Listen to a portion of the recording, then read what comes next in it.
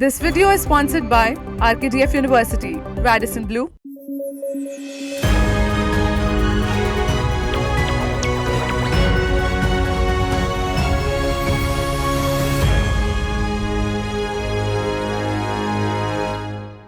Good morning, I'm Vidushi Agarwal and you're watching News Flash.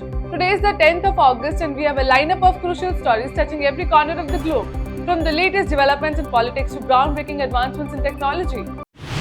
A tragic plane crash in Brazil has claimed the lives of all 62 people on board. The aircraft operated by Viopas airline crashed on the outskirts of Sao Paulo. The crash occurred when the plane spiraled out of control and fell from the sky. A video captured the horrifying moment of the plane's descent. Viopas confirmed the incident in a statement posted on Facebook expressing deep sorrow over the loss. Former President Donald Trump's rally in Montana on Friday, August 9, faced an unexpected delay when his flight encountered a mechanical issue, forcing it to be redirected to a different airport.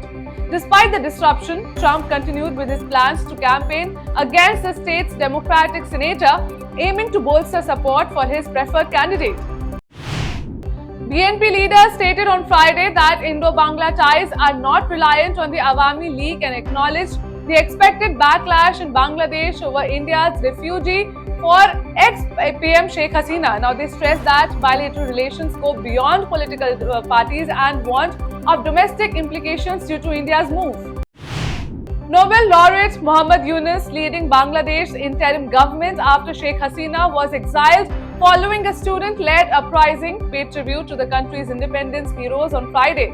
The 84-year-old Yunus, who vowed to uphold the constitution, faces the challenge of steering Bangladesh back to democracy.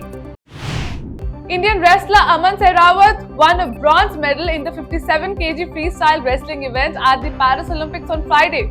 The 21-year-old secured India's first wrestling medal at Paris 2024 with a 13-5 victory over Puerto Rico's Darden Cruz, marking a successful debut at the Olympic Games.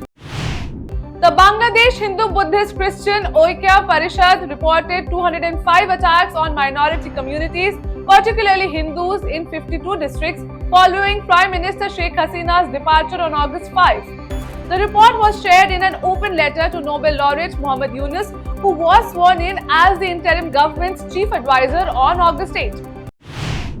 The Labour Party-led British government is intensifying efforts to curb social media posts related to the UK riots, particularly those deemed likely to incite racial hatred. In a move raising concerns over free speech, a 55-year-old woman was arrested for allegedly sharing false information about the suspect in the Southport murders. The Lok Sabha passed the Bharatiya Vayuyan Vidheyak 2024 on Friday through a voice note after discussions and a response from Civil Aviation Minister Ram Mohan Naidu. The bill aims to regulate and control various aspects of aircraft, including design, manufacture, maintenance, use, operation, sale, export and import. It is time for a break now. We'll be back with more news. Stay tuned. इस तरह RKDF विश्वविद्यालय राज्य और देश के आधुनिक और उच्च विश्वविद्यालयों में से एक है।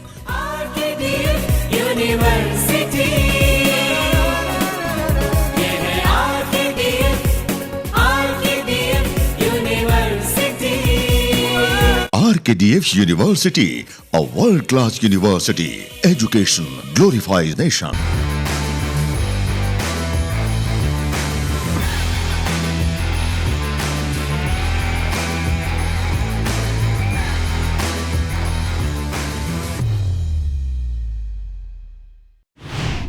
A bench of Justices Sanjeev Khanna and Sanjay Kumar questioned a college's ban on hijab, highlighting why the prohibition wasn't applied to other religious markers like tilak and bindi. The justices emphasized that female students should have the freedom to choose their attire and criticized the college for imposing restrictions, remarking that the administration seems to have suddenly realized the presence of many religions in the country. Peru's Mashco-Piro tribe attacked loggers with bows and arrows on July 27, suspecting them of illegal logging in their Amazon territory. The regional indigenous organization FENAMAD reported that one logger was injured in the attack, which was prompted by concerns over encroachment on Mashco-Piro land. Africa is on the brink of a significant mpox outbreak with at least 15 countries, including previously unaffected Burundi, Kenya, Rwanda, and Uganda, reporting cases. The World Health Organization is convening an urgent meeting to determine if the situation should be declared a public health emergency of international concern. 9 people died and 26 were injured in a bus accident in Turkey. The bus travelling from Ishkir to Agri severed on the highway and crashed into an overpass pillar near Polatili. Somalia's cabinet approved a bill on Thursday to restore universal suffrage for the first time in decades pending parliamentary confirmation. This move would end the current indirect voting process where lawmakers are elected by clan heads and elders amid ongoing insecurity and weak state structures. The prosecution revealed on Thursday that blood samples of the 17-year-old minor involved in the Kalyani Nagar Porsche car crash case, as well as those of his 2 friends, were swapped at Sassoon Hospital to falsely show how they were not drunk. The Sessions Court is currently hearing bail applications for 6 accused, including the minor's parents, 2 hospital doctors, and 2 alleged middlemen. The Union Cabinet clarified that Dr. Bhimrao Ambedkar's original constitution does not include a creamy layer provision within the reservation system for scheduled castes and scheduled tribes. This clarification follows a recent Supreme Court judgment concerning SC and ST reservations as stated by Information and Broadcasting Minister Ashwini Vaishnav.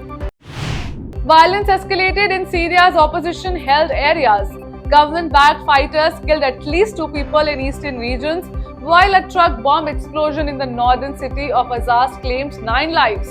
The violence involves attacks by Syrian government and Iranian-backed fighters on US-backed areas in the east, as reported by the main US-backed force and an opposition war monitor.